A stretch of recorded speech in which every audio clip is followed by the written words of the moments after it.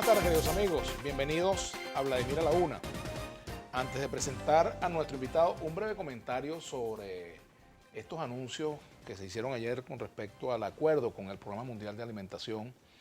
El gobierno ha recibido al representante de esta iniciativa, director de esta iniciativa, y yo creo que esto hay que saludarlo, porque cualquier acuerdo que vaya en beneficio de la población, en la dirección de atender las necesidades de la población, sobre todo la población más vulnerable, en este caso los niños, más de 1 millón de niños que podrían beneficiarse, y por supuesto sus familias.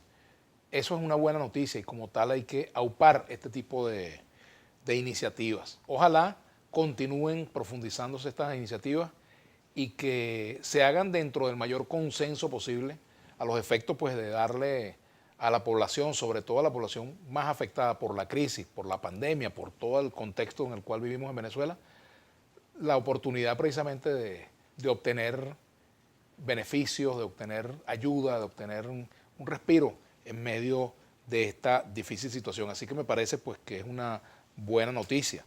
Y bueno, ojalá sigamos en esa dirección.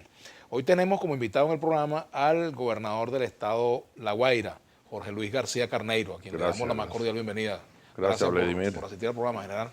Gracias a ustedes. Bueno, las oportunidades que se aprovechan para que también Venezuela, no solamente los guaireños, sino toda Venezuela también, como sabemos que se ve mucho el programa, tu programa, bueno, que mucha gente lo conozca a uno sobre lo que piensa, lo que uno dice.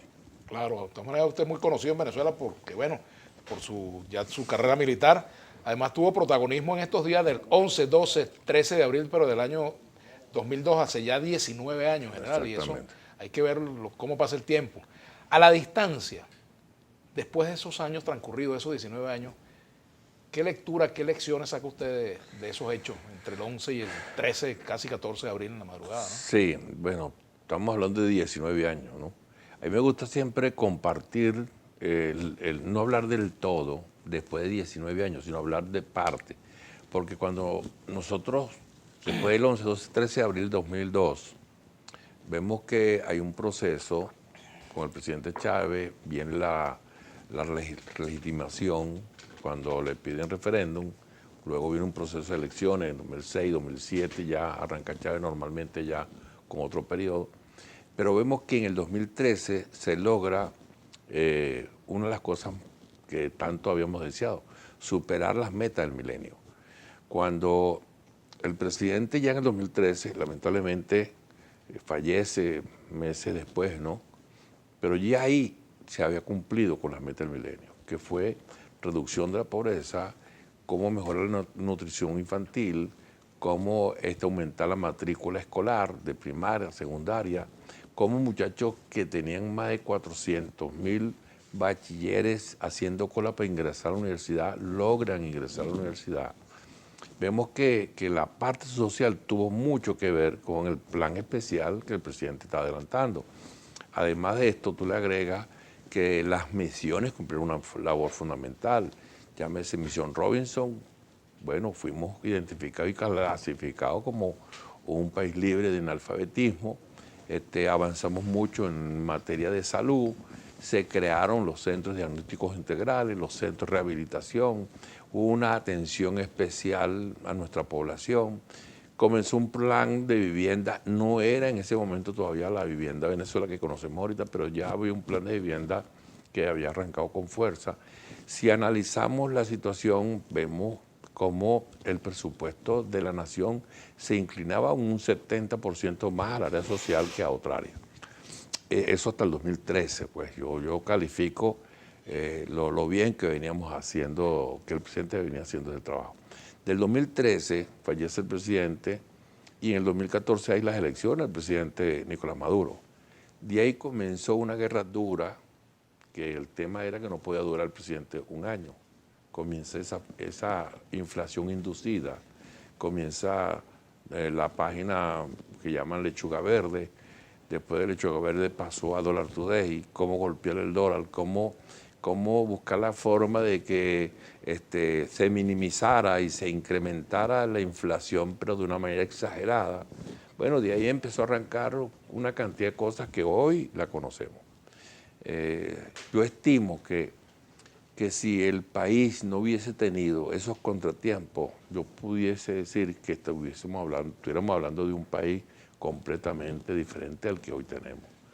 Lamentablemente, 2014, después de ese ataque bestial de que querían sacar al presidente en ese año, viene la salida provocada por Leopoldo López, hubo quemas de autobuses, quemas de instalaciones del Estado, hubo 44 fallecidos. Bueno, todos conocemos esa historia. Después las grandes colas por escasez de alimentos, escasez de medicina, los bachaqueros. Eso fue infernal. Tú veías que yo no te iba atacando a los bachaqueros por todos lados porque estaban complicando aún más la cosa, lo hacían más difícil. Y entonces viene un proceso de elección en 2015, por supuesto un pueblo que venía sufriendo todas esas consecuencias, automáticamente se va por el que le decía que vota por tu última cola.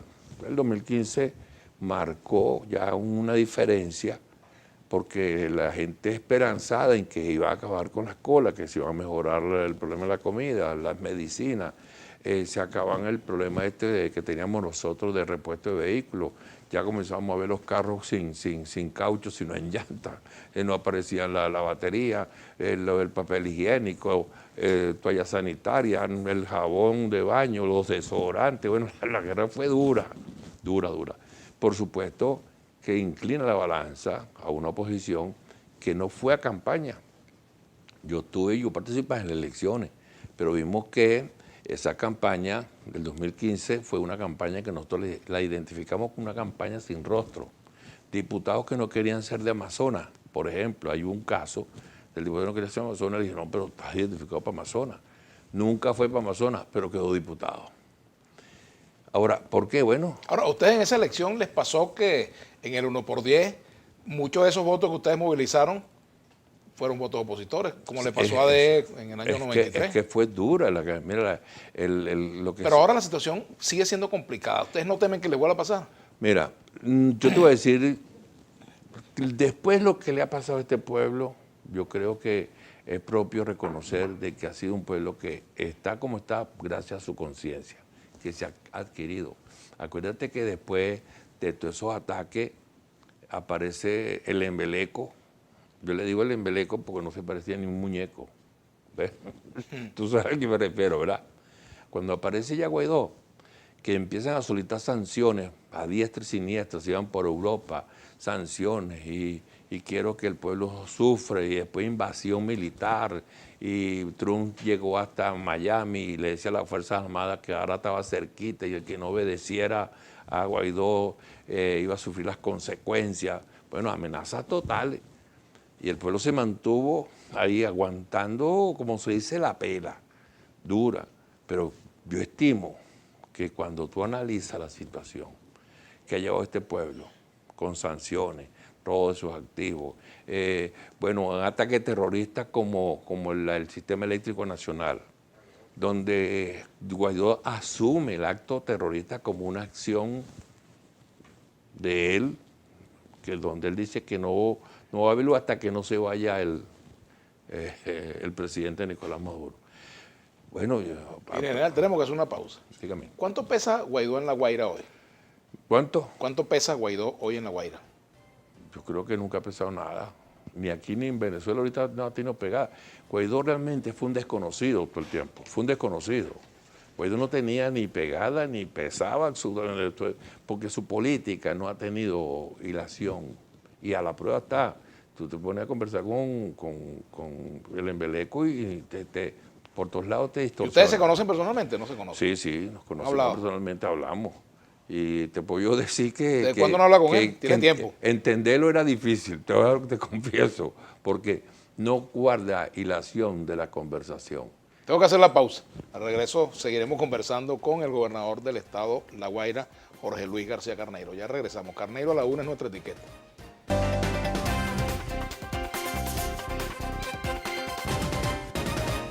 Bien, quiero agradecer a los organizadores del Galardón Internacional Estrella del Caribe, que nos ha dado un reconocimiento. Se le agradece muchísimo este reconocimiento por nuestro trabajo periodístico. Así que bueno, muchas gracias.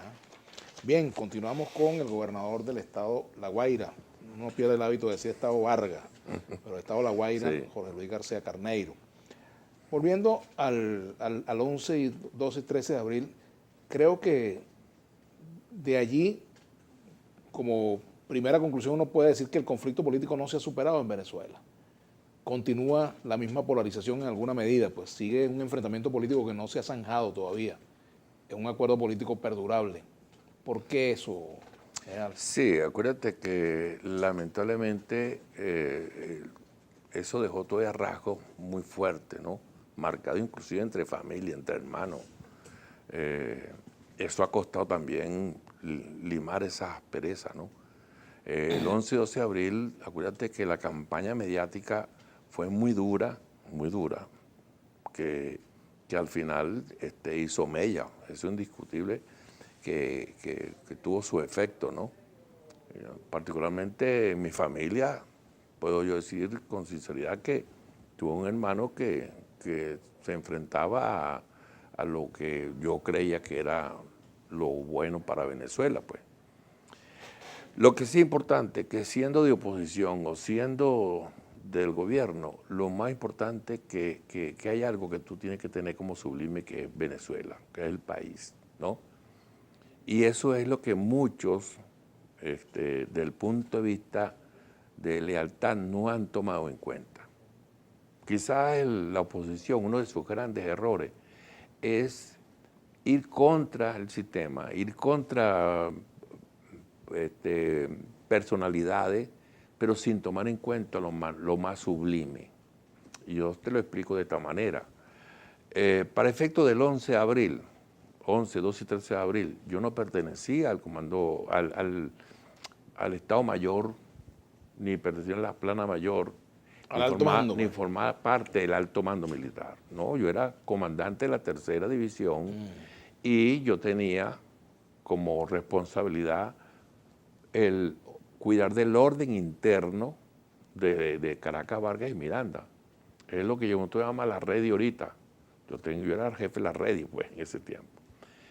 ¿Qué es Ready? Bueno, en este caso es el que tiene la responsabilidad de articular las operaciones militares de los componentes que hacen vida en esa jurisdicción para garantizar la paz social de su área de responsabilidad.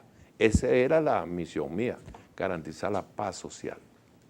Ok, cuando tú ves que hay un recalentamiento en las calles, cuando tú ves que hay esa euforia que se generó, tomando en cuenta, mira, el día 11, mi mamá exactamente estaba cumpliendo un año de fallecida, ¿no?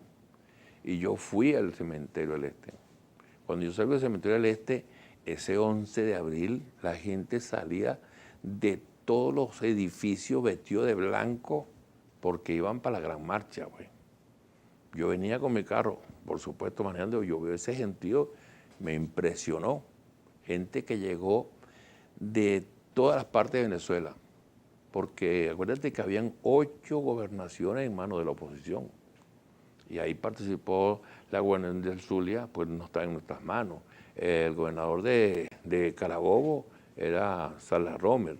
El gobernador de Lara, El alcalde mayor era Peña, ¿no? En ese sí, el momento. alcalde mayor era Alfredo Peña. Peña, para descanse. Entonces se confabularon, bueno, y organizaron un movimiento que trajeron de Caracas a una cantidad importante de gente y albergarlo en los edificios para coordinar una salida el día 11. Yo presencié eso, ¿no? Está bien, todo eso es posible, pero lo que estamos en el meollo de la cosa es que tú puedes adversar a una persona por razones políticas, pero el país tú no puedes entender, no se puede entender que el país tú lo vas a meter en el mismo saco, ¿no? Venezuela es Venezuela y yo podré tener contradicción contra cualquier opositor, pero cuando me vienen unas sanciones de Estados Unidos, yo tengo que ser el primero en rechazarlas, porque es Venezuela y es un pueblo que está en el medio. Entonces, eso pasó con la Fuerza Armada. ¿Cómo hago yo, siendo subalterno y no perteneciendo al alto mando militar, porque yo me vi en necesidad de hacer preso a Vázquez Velasco, comandante del ejército, hacer preso al Gordo Rosendo, que era comandante del CEO, de lo que llama hoy CEO, antes era el CUFAN, Comando Unificado. Comando Unificado de la Fuerza Armada. Entonces, ¿por qué yo hago preso? Porque hago preso todos los oficiales generales que estaban pertenecientes al alto mando militar, menos a Lucas Rincón, que era el único ministro, el único comandante de fuerza que estaba ahí. Claro, porque el concepto de la lealtad se debe entender primero que va primero sobre el país, sobre Venezuela. Esa es la lealtad suprema que tú tienes que tener. Yo imagino que habrá muchos episodios ahí que no están claros todavía del 11 de abril, con respecto a, usted habla de la lealtad, con respecto a la lealtad a Chávez en ese momento, o a la Constitución, o al chavismo. Me imagino que todavía hay sombras que no están develadas allí. Bueno, todo, pero ¿no? yo te voy a decir algo, por ejemplo. ¿Qué pasa con el concepto de la lealtad que maneja la Fuerza Armada? La Fuerza Armada se maneja sobre 5 conceptos de lealtad que deben de estar bien definidos, que el militar tiene que tenerlo bien claro. Por ejemplo, la lealtad a la patria, esa es la lealtad suprema. Después viene la lealtad a las instituciones. También ese otro concepto, lealtad a las Fuerzas Armadas, lealtad a sus instituciones que hacen vida en el Estado, o cualquier poder público, o cualquier poder político. Después viene la lealtad que tú llamas a tus compañeros, la lealtad a tus superiores, la lealtad a los subalternos. Pero fíjate tú el caso de la lealtad. Cuando Vázquez Velasco, siendo comandante del ejército, se desprende de la lealtad suprema, vamos a imaginarnos que él tiene que guindarse la lealtad suprema, se desprende de la lealtad suprema. Yo soy subalterno de él, pero yo cuando veo que mi superior se desprende de la lealtad suprema, yo le doy que se caiga y yo me guindo de la lealtad suprema.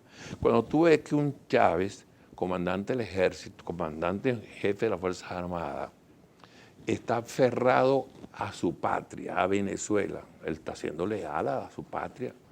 Entonces el comandante del ejército se desprende de esa lealtad. Yo digo que se caiga. ¿Por qué yo lo hago preso a él siendo subalterno? Porque hay que entender que el concepto de lealtad tiene que estar bien definido. Primero la patria, después las instituciones, después los superiores, después los compañeros y por último, bueno, hacia abajo los subalternos que hay que también tener lealtad. Entonces eso quizás no se entendió. ¿Sabes por qué? Porque cuando tú haces un juramento en las Fuerzas Armadas, hay un juramento que dice que tú tienes el compromiso hasta de perder la vida si es necesario por la patria y no abandonar jamás a vuestros superiores. Ok, yo lo entiendo, pero si ese superior mío es leal a la patria, si no es leal a la patria, automáticamente yo Ahora, lo eso caer. puede también de alguna manera justificar que algunos oficiales mañana digan, bueno, este alto mando no está cumpliendo con su deber constitucional y yo me rebelo contra eso. No, pues tiene que tener la justificación. Pero si una Fuerza Armada como la que tenemos ahorita en este momento, te es leal a la patria, por sus hechos tú lo identificas. Un Padrino López, un comandante del CEO, los comandantes de fuerza que están viendo lo que está ocurriendo en el país y están defendiendo con sus tropas todas las arremetidas que hacen. Oye, ¿quién va a decir que está en contra del país? Tenemos que hacer una pausa. Los que no tienen razón, porque dirán, oye, el Padrino López brincó la talaquera. No, vele los hechos, vele sus acciones, conócelo para que vea que mientras que tenga lealtad va a seguir teniendo la lealtad de todos sus subalternos. Tenemos que hacer una pausa. Al regreso continuaremos conversando, vamos a hablar de la rendición de cuentas que acaba de hacer el gobernador allá en La Guaira. Y también vamos a hablar sobre el COVID y otros temas que son también de interés. Y bueno, ¿qué va a pasar? ¿Va a repetir el general García Carneiro? Me pregunto yo. Antes de irnos, rapidito un comentario. Estoy viendo la información sobre la decisión del Tribunal Supremo de Justicia de la suspensión de transmisiones de la emblemática emisora Radio Rumbos. Tengo que ir al fondo del asunto para conocer en el fondo la situación. Pues aquí vemos que la propia presidenta de la Cámara de Radio dijo que se trata de un problema entre accionistas que próximamente tendrán las aclaratorias pertinentes. No obstante, Por principio, yo no estoy de acuerdo con la salida del aire de ningún medio. O sea, por principio, cualquier medida que implica la salida del aire de un medio, pues me genera inquietud, aprensión y, por supuesto, por principio, los periodistas estamos de acuerdo con la libertad de expresión. Una histórica emisora como Radio Rumbo, bueno, forma parte de nuestra vida. Nacimos escuchándola prácticamente. Así que, bueno, espero tener mayores elementos para conocer el fondo del problema, pero aún así, por principio, defiendo la libertad de expresión. Voy a la pausa y ya regreso. Bueno, continuamos con el gobernador Juan Luis García Carneiro. ¿Cómo encontró el gobernador García Carneiro La Guaira y cómo está hoy? ¿En qué ha cambiado para bien La Guaira? ¿Cuál es su, digamos, su deuda pendiente con La Guaira? Cosas que no haya resuelto y que ha debido resolverse. De La Guaira se analizan muchos aspectos, ¿no? Yo voy a analizar el primero. El Estado no tenía la característica de un Estado federal, como lo manda la Constitución.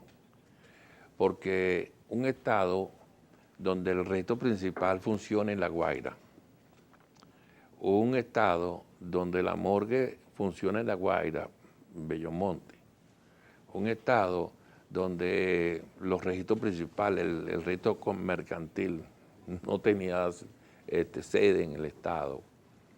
Un Estado que para tomar el bus para Oriente Occidente tiene que ir a Caracas, por ejemplo, esos detallitos. Un Estado que en verdad estaba todavía con el cordón umbilical aferrado a la capital. Es lamentable, por ejemplo, que falleciera una persona en un arrollamiento, tenía que esperar que venga la furgoneta desde Caracas, pasar 5 o 6 horas en el suelo para que lo recojan, para regresarlo a Bellomonte y después pedir el auxilio para que lo regresen, porque la familia quería velarlo y tiene aquí 3 días, porque hay un poco de gente. Entonces, al dolor le incrementaba más dolor. Es una cosa lógica. Cuando teníamos nosotros un problema, no estaba activado el materno infantil, entonces había un problema de identidad. Los niños estaban naciendo en la maternidad Concepción Palacio. Ese es el estado que yo recibí.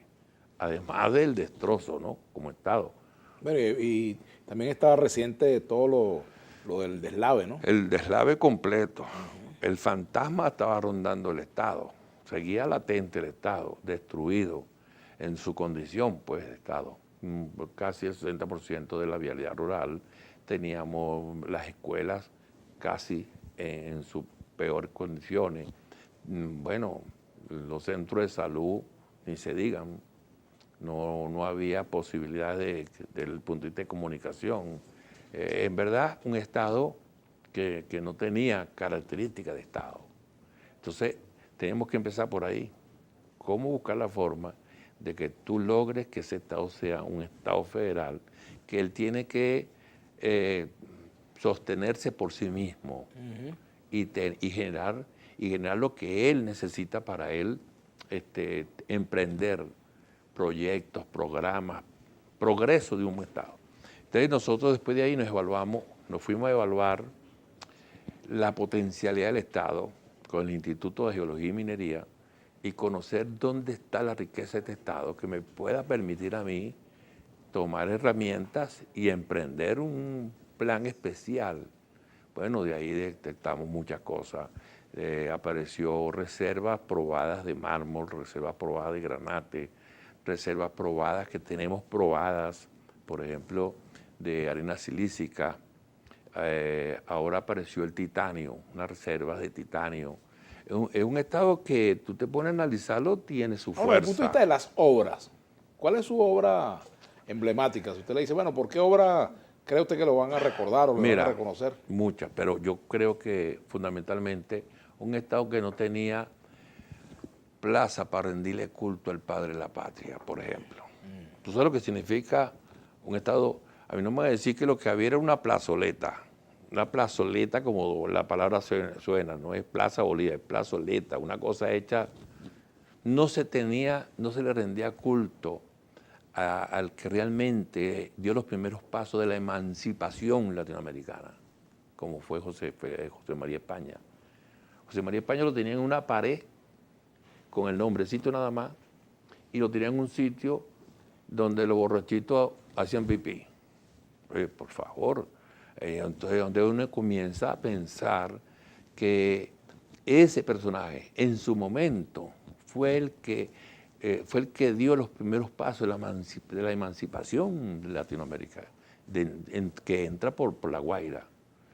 Héroe epónimo, al punto que la revelación, él se rebela contra el sistema español y fíjate que lo hacen preso, le allanan su casa, le consiguen 40.000 documentos de que él estaba insistiendo mucho en levantar a los negros para ir en contra del sistema. Lo enjuician aquí en Caracas, lo llevan a la horca, después que lo tiran por caballo, y después en presencia de su mujer y de sus hijos, lo ahorcan y lo escuartizan. A la mujer llega y la llevan, la destierran. Oye, que tú no tengas la mínima consideración. Como María España, ni baños, ni dónde comer, comían en el carro o en los autobuses y para salir en la noche le dan su botellita de orine ahí. Cuando tú ibas a pasar revista en la ciudad, bueno, se conocía era pura botellita de orine, pues no donde hacían sus necesidades. Entonces, para ordenar la ciudad, también nos tuvimos que ir para hacerle los terminales, para que él cumpliera su función de empleo decentemente, que él tuviese, para hacerle los terminales, para que él cumpliera su función de empleo decentemente, que él tuviese su donde comer, donde ir al baño, limpio, decente, donde acabar con esa locura que había en la ciudad, que era un tranca por todos lados, además de la tranca normal por la salida de Buhonero.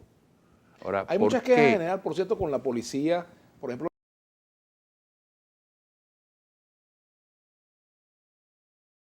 al que le da el café, entonces la necesidad de recoger a los leves, esos asintomáticos, y ubicarlos y darle su tratamiento. ¿Por qué? Por las razones de salvarle su familia. ¿Cuántos muchachos, por evadir eso, no contaminaron a sus padres y ellos mismos fueron los culpables de que sus padres fallecieran? Eso pasó. Nosotros ahorita tenemos una lucha, y el presidente así lo ha ordenado, de que los que tengan COVID, que sean leves o en este caso asintomáticos, deben ir a los centros de reclusión, cumplir con su tratamiento. Si una de las ventajas que tiene Venezuela, que a pesar de las situaciones económicas hay atención. Yo tengo un muchacho, un amigo portugués, que fue a Madeira, siempre se iba a los meses de noviembre, y luego regresó, ahorita fue en marzo. Por eso le pregunté, ¿por qué tardaste tanto? Pues dice, porque me dio COVID. ¿Ahí qué pasó? No, me dieron cuarentena en mi apartamento que no podía salir. ¿Y qué pasó? No, yo no hay la atención que hay aquí, que vete para un centro, yo te voy a apoyar, date el tratamiento. Y él dice, aquí, allá, cada quien se la arregla como pueda. Eso me lo dice él. Ahora, es lo que vemos, las bondades de un país como Venezuela, que se preocupa por recoger al que está leve, atender al moderado y atender al que está sin embargo, fíjese grave. que tuvo que haber un convenio con el Programa Mundial de Alimentos para alimentar a una población que está muy débil. Por supuesto, porque las sanciones todavía no nos han quitado. Que yo tenga conocimiento, las sanciones siguen. Y siguen tan duras. ¿Eso es solo por falla en las sanciones o tiene que ver también con falla en la gestión? Mira, yo creo que, compadre, mira, si un país te recibía 57.000 millones de dólares al año y después te recibe 780, ¿por qué? Por las sanciones, tienes prohibido vender el petróleo. Como no vendes petróleo, tú no produces gas. Al no producir gas comienzan las debilidades de tú puedes suministrar el gas doméstico. Es como cuando cortaron la luz eléctrica, cuando hubo el ataque al sistema eléctrico, ¿qué trajo como consecuencia? Paralización de las bombas de suministro de agua potable. Tenemos que hacer la pausa. Y al regreso continuaremos conversando con el gobernador del estado de La Guaira, Jorge Luis García Carneiro. Por aquí me piden que le pregunte que si ya arreglaron la carretera que va hacia Ruicao. Por eso lo hablamos al regreso. Carmen Montilla nos lo pregunta. Ya venimos. Bueno, continuamos con el gobernador del estado La Guaira. Ya iba a decir el estado Vargas. estado La Guaira. Más que una entrevista política, parece una entrevista entre amigos. Por favor, Vladimir habla, pregunta sobre la situación del país. Luis 87. Precisamente estamos hablando de situaciones en el Estado, también del país. Preguntaba Carmen Motilla sobre la carretera hacia Oricao, que si ya la repararon, ¿no? La vía Oricao y vía hacia Chichiriviche la Costa, ¿no? La carretera desde Oricao a Chichiriviche la Costa la hicimos nosotros, la hizo el gobierno mío, pues. De Oricao a Chichiriviche la Costa. Hay una carretera que está antes, precisamente, que es la que sale desde La Salina hasta Oricao, muy accidentada, con fallas de consideración, si hay que atenderla. Bueno, ese es por problemas de derrumbe que se han dado, ¿no? Sí, y problemas más que todo de que el sistema de acueducto ha sufrido muchas rupturas. Una, porque ya las tuberías están deterioradas, otra porque le han caído árboles, entonces eso daña todo lo que es la vialidad, pues, es indiscutible. Pero la pregunta que tú me hablabas de que estamos, que la situación del país. Ajá, sí. Sí. Por ejemplo, aquí dice Néstor Alfonso, a propósito de esa pregunta, al igual que otros oficialistas, usted cae en la contradicción de afirmar que Guaidó no tiene peso ni influencia, pero a la vez lo hacen responsable de muchos de los males que sufre el país. Entonces, ¿cómo se explica eso? Pregunta. Precisamente, eso es lo que la situación del país. Bueno, yo le pido a esa persona que si tiene el poder de convencimiento y que nos devuelvan los 30.000 millones de dólares que nos tienen en los bancos represados, que si tienen esa capacidad de devolvernos Citgo, que si tienen la capacidad de devolvernos Marómetro, bueno, díganme, si la tienen capacidad, háganlo. Porque prácticamente la situación que tenemos en el país es porque nos robaron nuestros activos, nos tienen todo el dinero represado. Yo lo digo por mí. Mira, yo estaba hablando de que todo lo que sucede arriba tiene su consideración agua abajo. El presidente venía en las reuniones del Consejo Federal de Gobierno entregando excedentes petroleros. Bueno, desde que comenzaron las sanciones se acabaron los excedentes petroleros para todos los gobernadores. Ahora, eso no nos afecta. Nos afecta porque esos eran recursos que me permitían a mí emprender obras o atender al pueblo. Entonces, cuando tú metes todo eso, por supuesto que la gente se le olvida, pareciera que se le olvida, que todavía tienen un poco de dinero secuestrado. Mira, a mí... Lo cual es cierto, pero lo cual no quiere decir que también ha habido mala gestión en muchos ministerios, en muchas gobernaciones. Es que yo digo que, verdad que vivir también en un espejismo, no, se puede haber cometido errores. Yo mismo he cometido errores. Por ejemplo, también. no tapa un hueco en una calle, no es culpa de Donald Trump, pero claro, o dejar que un hospital llegue al extremo. Pero hay cosas que el mismo dinero te cuarta de actividad. Yo, por ejemplo, las sanciones me dejó a mí 859.000 euros en Bandes Uruguay. No lo puedo sacar, pues. Me dejó 3.800.000 dólares en Bandes Uruguay. Recursos de la gobernación. Que cuando tú unes 3.800.000 y 850.000 euros, estás hablando de 5 millones de dólares. ¿Qué yo no haría en este momento con 5 millones de dólares, por ejemplo? No me afecta a mí la compra de medicina. No me afecta a mí la compra de materiales de limpieza y de atención especial para nuestros hospitales. Por supuesto que me afecta. Entonces, la persona que sigue viviendo en un espejismo como si viviéramos en las mismas condiciones de hace 10 años atrás. No las teníamos. Antes no teníamos sanciones. Las sanciones las tenemos desde el 2017 para acá, que ha venido aquel desespero creyendo que el país va a salir adelante con sanciones. Néstor Alfonso pregunta, ¿podría aclarar por qué le quitó al Estado el nombre de un personaje de tanto valor como el Sabio Vargas, hasta entonces el único epónimo civil de un Estado venezolano? ¿No habría sido sano hacer un referéndum entre los habitantes del Estado? ¿Por qué se insiste en resaltar, y esto no es una cuestión que tenga que ver con el chavismo solamente, sino a lo largo de nuestra historia, se ha resaltado más lo militar que lo civil? O sea, el papel de los civiles en toda la historia muchas veces se deja a un lado. Yo le voy a responder a esa persona con esto. Si aquí viviera o estuviera viviendo José María Vargas, tú le preguntas, ¿dónde naciste tú? Él te dice, en La Guaira. Yo le preguntara a José María Vargas, ¿dónde naciste tú? En La Guaira. Porque lo de La Guaira es de historia. La Guaira te arrastra a ti. Nuestros abuelos indígenas, nuestros abuelitos que dieron los primeros pasos. Eso es. Mira, ¿por qué le ponen autopista Caracas a La Guaira? ¿De dónde eres tú? De La Guaira. ¿Quién me dice a ti? No, yo soy de Carbao. Yo soy de Carayaca. Es decir, fuimos a la génesis del problema. Fuimos donde teníamos que ir, sin menospreciar a un médico como el doctor José María Vargas. No lo estamos menospreciando. Se sigue celebrando el Día del Médico con el nombre de él. Se sigue conservando el nombre de él como municipio.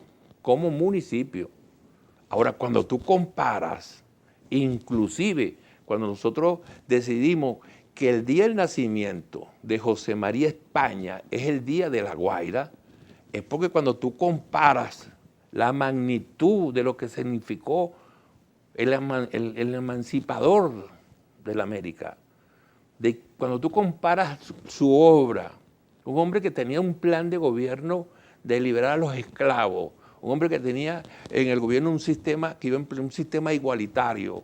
Lamentablemente, como no tuvo éxito, entonces para nosotros él no es importante. Ahora, en el caso del municipio Vargas, ¿queda con el nombre? Queda con el nombre, él sigue siendo. Eso no se va a cambiar. Eso no se va a cambiar, él sigue municipio José María Vargas. ¿Ustedes por qué se ofenden?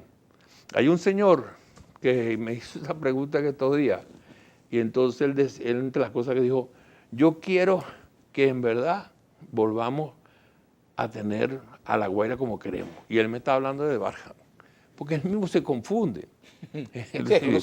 Cuesta mucho porque es un tema de costumbre, ¿no? De costumbre, Mire, pero La Guaira de por sí es su nombre, su génesis. No se está ofendiendo a nadie.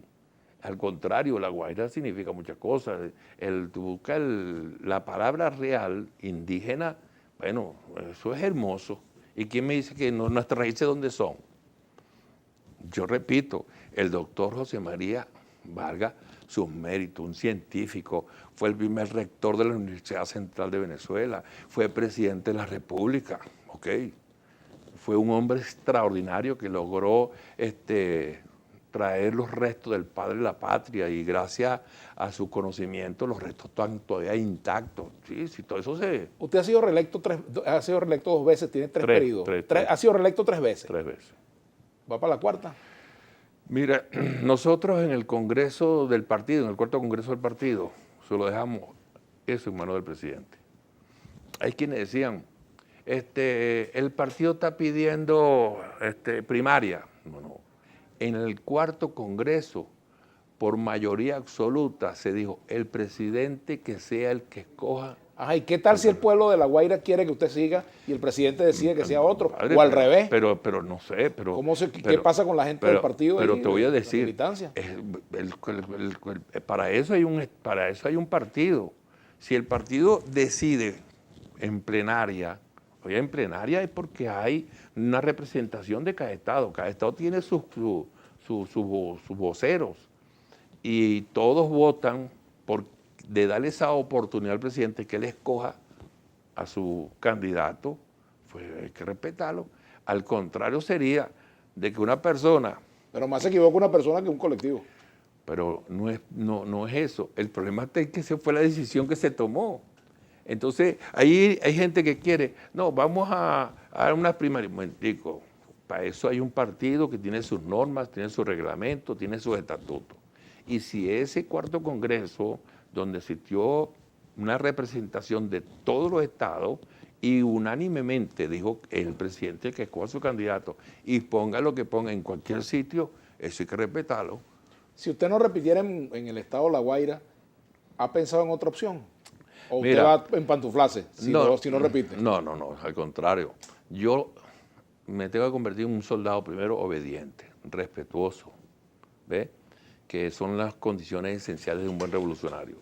Porque si un revolucionario no es respetuoso de las decisiones que tome, como un cuarto congreso, si no es disciplinado, si no acata, ¿para qué sirve, pues?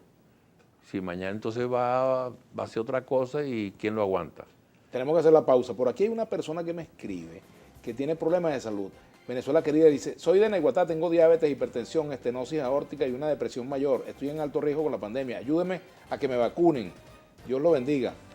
Eso es una orden del presidente. Primero vacunar a las personas con altísimo riesgo porque tengan enfermedades de base. ¿Qué puede hacer esa persona? Esa persona me puede dar el nombre completo, teléfono, y yo... Si puedo volver a escribirlo, bueno. Me lo da. Perfecto, hacemos la pausa y ya venimos.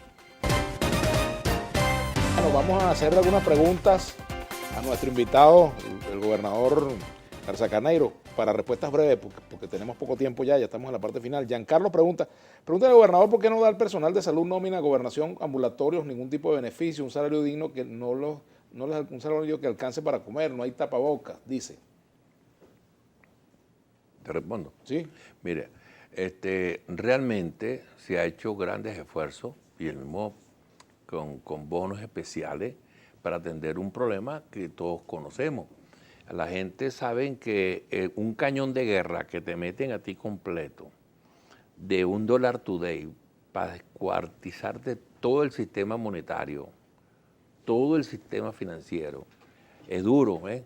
Entonces, la gente se le olvidó que aquí se robaron los billetes, que aquí se los llevaron para Colombia, que después aparecieron containers llenos de billetes en Chile, apareció en Canadá, en Colombia estaba full de billetes, pues se dedicaron a recoger todos esos billetes.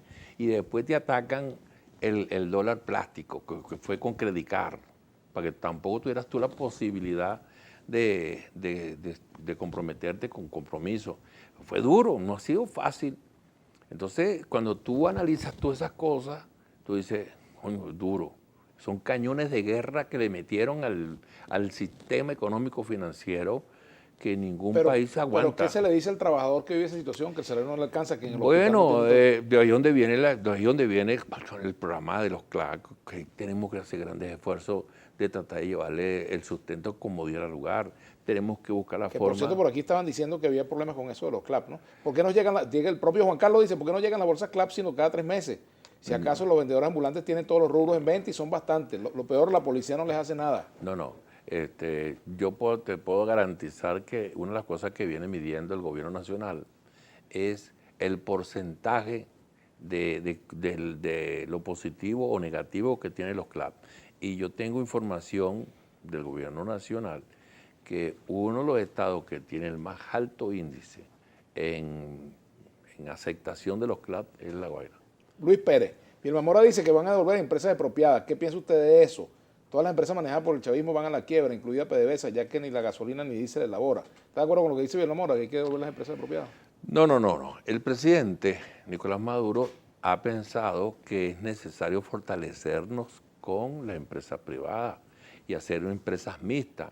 Y sin duda que ha dado buenos resultados. Yo tengo compañeros gobernadores, el de Guárico, el de Yaracuy, por ejemplo, el de Apure, que empresas que estaban en manos del Estado ahorita tienen la fuerza de un capital privado. Y el matrimonio ha sido extraordinario. Los resultados han sido muy favorables. Tanto es así que las bolsas CLAP que hoy estamos recibiendo viene del 100% de producción nacional. Hemos dado un salto importante y esas empresas mixtas creadas con el objeto de recibir el aporte de una empresa privada y mira, yo por ejemplo, yo tengo Adoquimbar, es una empresa de la gobernación asociada con unos portugueses. Y es autosustentable esa empresa, es rentable. Bueno, al punto está que yo te construí, todo lo que he construido es con esa empresa.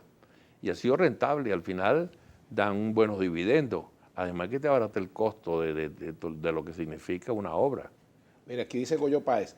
Señor gobernador, el gobierno a través de Minambiente y la gobernación como ente ejecutor tiene una deuda con la población de Vargas de la canalización, embaulamiento de los diferentes cuencas y ríos a lo largo del estado. Es un riesgo inminente que tenemos en el estado. Mira, para responder esa pregunta, yo quiero decirle que aquí se hizo el Plan Vargas II. Un Plan Vargas II era atender obras de mitigación y riesgo de las torrenteras más peligrosas. Esas torrenteras se lograron hacer las más peligrosas. Si hay una pendiente, también hay que reconocerle que hay unas todavía que están en proceso. No se ha dado quizás por la situación que estamos viendo desde el punto de vista económico, pero la más peligrosa, San Julián, que fue donde hubo un mayor muerto, esa se hizo completica. ¿Qué porcentaje de las quebradas y están embauladas ahí? Mira, ahí se atendió por prioridad, sobre todo los sectores más afectados. La quebrada, por ejemplo, de San Julián, que fue una de las donde hubo mayor desastre, donde hubo Sí. mayor cantidad de personas desaparecidas y fallecidas, esa se atendió con toda la fuerza. Las que están en Naiguatá, las que Carmen de están Uria, ¿no? Carmen de Uria, medianamente se hizo algo, pero quedó despoblada, pues. Claro, Sí. Mira, aquí hay un planteamiento. Dice que, ¿qué pasó con el parque de agua que se comenzó a construir en Los Corales? ¿Se tienen previsto proyectos de inversión extranjera para la cinta costera? Por ejemplo, los hoteles, restaurantes, como otras cintas costeras del mundo, pregunta Miguel Alejandro Sauce, ¿no? Sí, fíjate, por ejemplo, ¿qué pasó con el parque del agua que estaba previsto allí? Uno como gobierno también es ser una sociedad mixta, que se iban a hacer una empresa mixta. El Estado estaba colocando el terreno y el empresario iba a construir el parque del agua. Pero cuando tú ves este problema, cuando yo comencé a construir el terminal de Catia La Mar, yo le estaba entregando el terreno. Entonces yo termino a los 2 años y medio el terminal de Catia La Mar. Que por cierto, una vez hicimos un programa desde allí. Correcto. Y yo termino a los 2 años y medio y tuve que el hombre lo que hizo fue 2 paredes. Después hago el terminal de La Guaira y el hombre lo que ha hecho es otra pared más. Bueno, ¿qué inversionista es este? ¿De qué seriedad habla? Se la quité.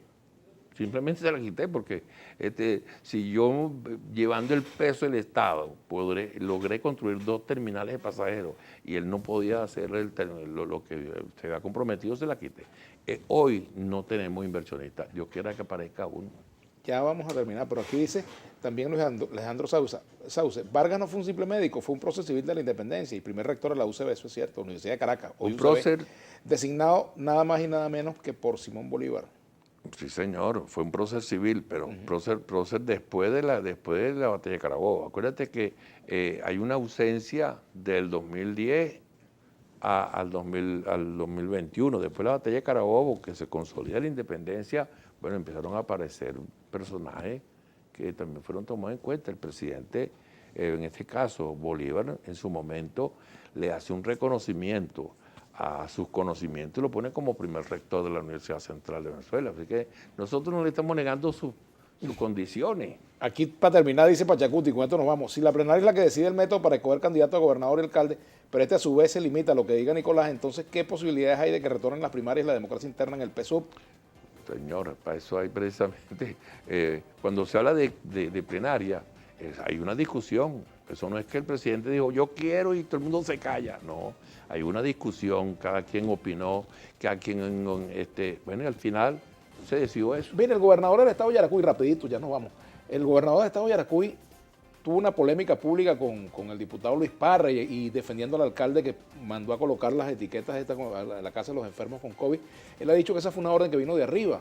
¿Ustedes recibieron en Vargas o en el estado La Guaira órdenes de colocar etiquetas en la casa? No, claro que no.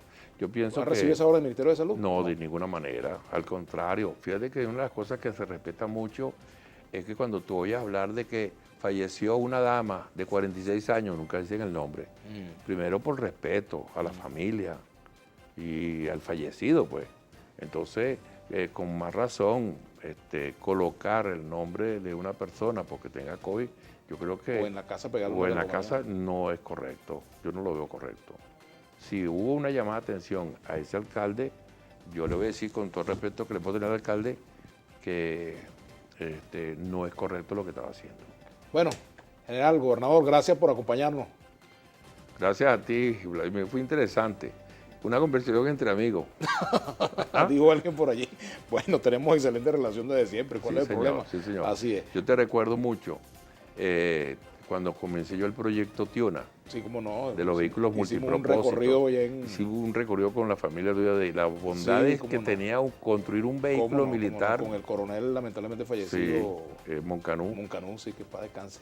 Bueno, gracias por acompañarnos. Gracias a ti. Y saludos a toda la gente de La Guaira. Será hasta mañana.